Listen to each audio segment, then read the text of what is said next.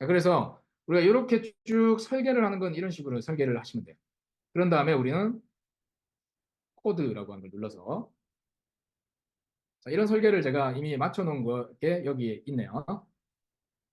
설계를 이미 이렇게 맞춰놨습니다.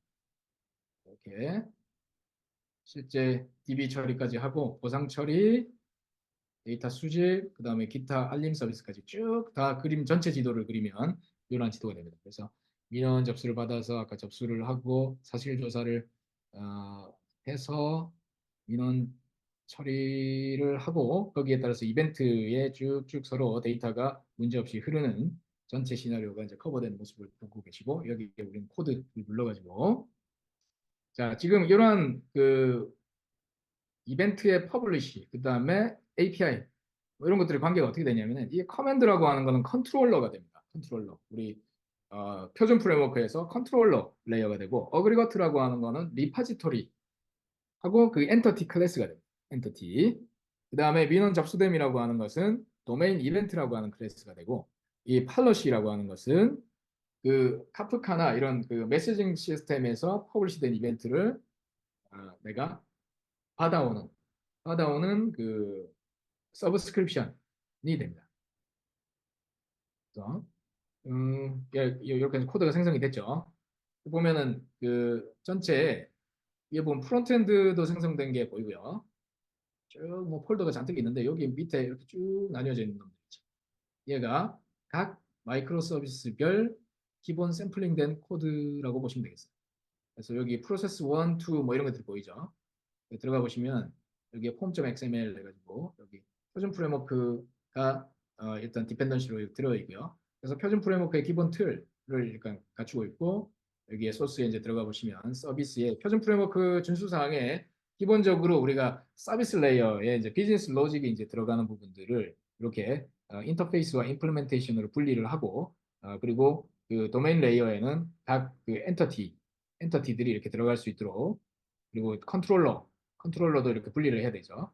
이런 부분들이 이렇게 적용이 돼 있습니다. 그래서 이 틀을 쓰시게 되면 여기에 요구사항에 맞춰서 보면은 이 예를 들면은 여기에 민원 처리다. 그러면 민원 처리에 해당하는 그 데이터베이스 그 엔터티의 선언이 이렇게 되어 있고 거기에 따라서 비즈니스 로직들이 들어가는 부분 그리고 그 비즈니스 로직을 호출하는 이 서비스 레이어의 임플리멘테이션 부분에 이 이가브 앱스트랙트 서비스 임플리멘테이션을 상속해서 여러 가지 처리에 있어 가지고 발생한 어떤 익셉션 처리라든지 로깅이라든지 이러한 기반 그 표준 프레임워크가 제공하고 있는 기반 프레임워크 위에서 동작하도록 그렇게 이렇게 구성이 되어 있고요.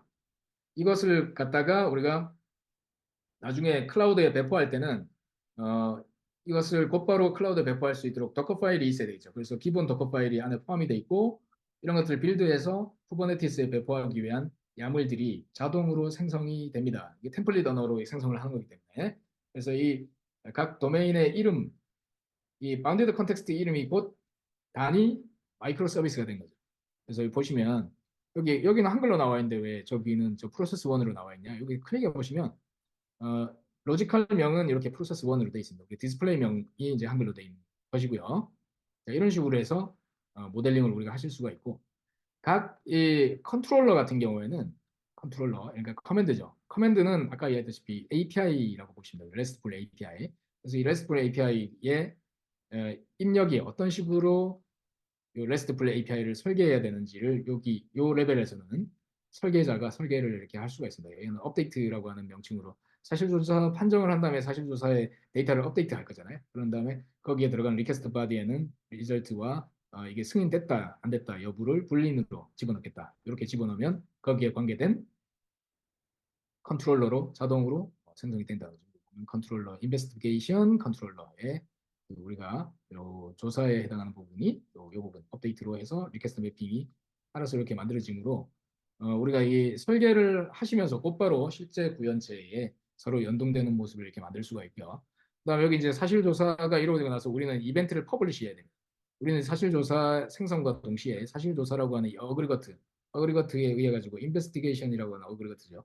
여기에 완료가 되었을 때 우리가 업데이트 인베스티게이션이라고 하는 도메인 로직입니다. 이 부분은 이 도메인 로직은 이런 식으로 어그리거트 속에 구현이 되어줘야 됩니다. 그래야 이 어그리거트를 나중에 계속 비즈니스 로직을 우리가 가져가는 도메인 언어 영역입니다. 그래서 이 어그리거트 어, 내부는 어떤 기술의 변화에 영향을 받지 않도록 우리는 분리를 하게 되고, 도메인 로직은 이 어그리거트 속에 우리가 집어넣게 됩니다. 집어넣고 이거를 우리는 아까 그 서비스 쪽에서 이거를 포트 메서드 밖에서 이제 찔러서 활용을 하게 하는 거죠. 이 클린 아키텍처 이야기인데 이건 다음 회 때 더 자세하게 이야기하겠습니다. 어찌됐든 이 클린 아키텍처를 하게 되면 어, 새로운 요구사항의 변화에 민첩하게 반응할 수 있는 아키텍처를 만드는 거죠. 이너 아키텍처의 좀 복잡한 이야기지만, 그래서 여기서 우리가 눈에 띄는 것은 승인이 됐다라고 하면 사실조사 판정을 하고 나서 승인, 인베스티게이션 어프루브드라고 하는 이 이벤트가 이 중간에 퍼블리시 되는 코드가 여기에 자동 생성되어 있다는 것입니다. 그렇죠? 여기 이렇게. 그래서 우리는 이 카프카 이벤트를 스프링 클라우드 스트림이라고 하는 라이브러리를 써서 우리는 호출을 할 건데, 그러한 부분에 대한 구현체도 자동으로 이렇게 구현이 된다라고 하는 것입니다. 그래서 이렇게 해서 실제 만들어지는 애플리케이션을 한번 보면 이것만 만들어지는 것이 아니고 기본적으로 그 표준 프레임워크가 갖고 있는 UI 스타일과 표준 프레임워크의 기본 로그인 기능, 그리고 여러 가지 게시판 기능 같은 그런 제네릭 도메인에 해당하는 거를 이렇게 기본적으로 토핑해서 갖고 올 수 있게 우리 만들었어요. 그래서 이 두 개가 추가가 돼 있는데, 프론트엔드가 자동으로 제너레이트가 되게 됩니다. 이 작업을 저희가 한 거예요, 이번에. 그러니까 표준 프레임워크를 위한 여기 마켓플레이스에 가면은 지금 요 템플릿 코드가 이렇게 자동으로 생성되는 것에 대한 템플릿이 두 가지가 있는데, 표준 프레임워크 각 단위 모듈, 단위 마이크로 서비스별 템플릿이고요. 그 다음에 이 토핑이 있습니다. 이 토핑은 게시판부터 해가지고 기본 이렇게 생긴 UI를 자동으로 제너레이트를 해줍니다. 이렇게. 요즘 프레임워크의 기본 틀을 이렇게 갖고 와가지고 우리 공공 서비스에 적합하게 생긴 UI로 기본적으로 생성을 해주게 됩니다. 보시면 이렇게. 그래서 이게 실제 생성된 UI고요. 저걸 통해서 이제 UI를 실행을 시키면 이런 식으로 민원 사실조사 처리, 민원 유형 해가지고 아까 실제 데이터 집어넣었던 거 민원 접수를 제가 한번 해볼까요? 등록해가지고 민원 번호를 뭐 3, 마이크로 서비스로 모든 서비스를 만들어 보세요. 이렇게 진행 상태 접수, 이렇게 해서 자자 이게 접수가 되죠. 이렇게 접수가 되고 내용을 볼 수 있고요. 거기에